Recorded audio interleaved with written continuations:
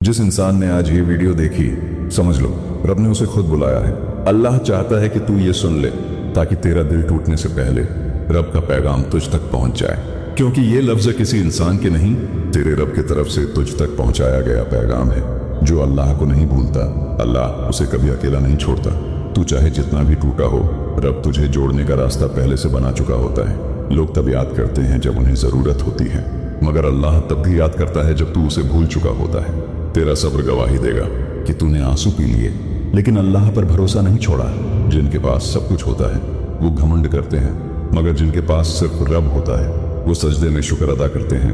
हर तन्हाई में एक आवाज होती है जो तुझसे कहती है तू अकेला नहीं है, मैं तेरे साथ हूँ, मैं तेरा रब हूँ। तेरा हर टूटा हुआ पल तेरे लिए रहमत बन सकता है अगर तू उसे रब से जोड़ दे।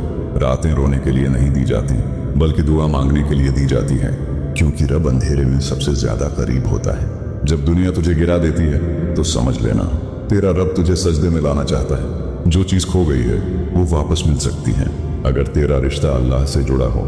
आखिर की दुआ हर सुनने वाले के लिए दिल से निकली हुई, या अल्लाह, जो भी ये वीडियो देख रहा है उसके दिल को सुकून दे, उसके घर में बरकत दे, उसके माँ बाप को सलामती दे, उसके बच्चों को नेकी की राह पर चला, उसके दोस्तों के दिलों में भी तेरा प्यार भर दे, और तमाम मुसलमान भाइयों और बहनों की हिफाजत फरमा। हमें माफ कर दे, हमें रास्ता दिखा, और हमें अपने सबसे करीब वालों में शामिल कर ले। आखिर की लाइन, ताकि असर सीधा दिल तक पहुंचे। अगर तूने ये दुआ दिल से सुनी है तो कमेंट में आमीन जरूर लिख देना।